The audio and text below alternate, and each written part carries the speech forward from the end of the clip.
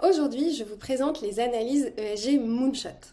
La particularité de ces analyses, c'est qu'on se concentre sur l'évaluation de la performance ESG et surtout sur la capacité d'une entreprise à se valoriser, à progresser dans le contexte d'une transition vers une économie bas carbone.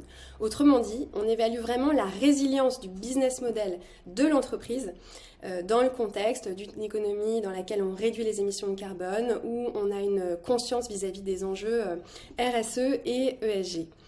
Alors, donc concrètement, comment est-ce que ça prend forme? Donc, dans nos analyses ESG, il y a donc 3 points. La première chose, c'est un scoring ESG qui va évaluer la performance extra-financière de l'entreprise sur les plans environnementaux, sociaux et de gouvernance. Alors évidemment, c'est adapté en fonction des particularités sectorielles de chaque entreprise et c'est pour cela que typiquement, on envoie un questionnaire sur mesure à l'entreprise, ensuite on fait un call pour comprendre, pour évaluer la maturité de l'entreprise sur les enjeux ESG qui la concernent et qu'on aura pré-identifiés.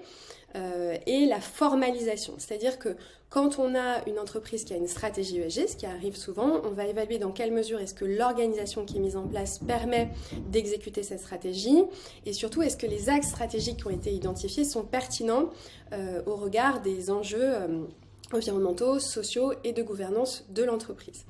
Alors pour ça, on tient compte évidemment de la taille des entreprises, qui peut être une PME ou une ETI, et qui ne dispose donc pas des mêmes moyens. Donc là, l'échelle de notation est revue pour ne pas pénaliser des entreprises qui n'auraient pas formalisé toutes les procédures RSE, etc. L'idée, c'est vraiment de savoir si la boîte est consciente que les enjeux ESG ont un impact sur sa valorisation.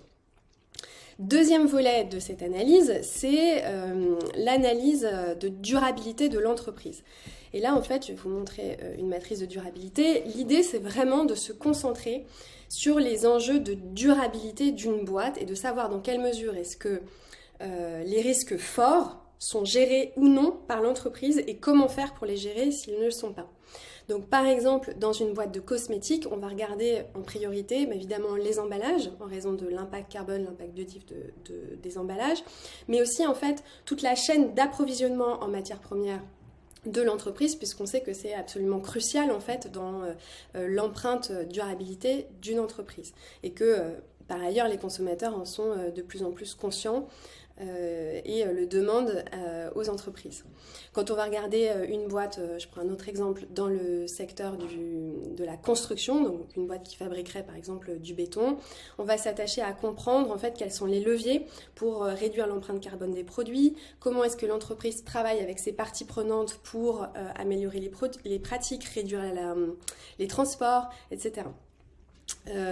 Donc tout ça donne une note en fait, l'analyse ESG et l'analyse durabilité, qui permet à l'entreprise de se situer sur une échelle de 0 à 100 et surtout ça permet de construire une vraie feuille de route ESG et durabilité qui permet à l'entreprise d'identifier les principaux risques de durabilité auxquels elle est soumise et quelles sont les meilleures pratiques. Donc par exemple en matière de réduction des gaz à effet de serre. Concrètement, par exemple, pour une entreprise qui est dans la pêche,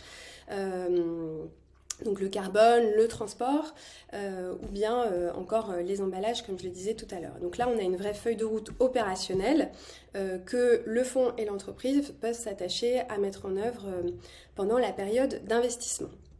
Et puis enfin, il y a d'autres petites choses qu'on fait en option, selon les secteurs de l'entreprise. Donc, par exemple, on fait de plus en plus des matrices de biodiversité pour des entreprises, par exemple dans l'agroalimentaire, dans l'énergie, dans les infrastructures, puisque ce sont des secteurs qui ont un gros impact sur la biodiversité, où là, on va évaluer les principaux impacts de l'entreprise sur la biodiversité en considérant toute sa chaîne de valeur. Donc là, vous avez un exemple assez graphique.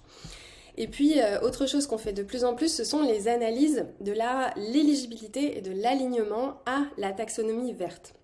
Et donc là, on regarde précisément, en fonction de la décomposition du chiffre d'affaires, du CAPEX, quel est le pourcentage d'éligibilité ou d'alignement à la taxonomie verte de l'entreprise. Et enfin, autre chose qu'on fait de plus en plus, c'est évidemment récolter les principales incidences négatives, en particulier pour les fonds article 8 ou article 9, où là, on va travailler avec l'entreprise pour identifier quels sont les PAI disponibles et quels sont les PAI manquants. Voilà, si ce sujet vous intéresse, n'hésitez surtout pas à nous contacter, on sera ravis de discuter avec vous. Et en attendant, je vous souhaite à tous un très joyeux Noël. À bientôt!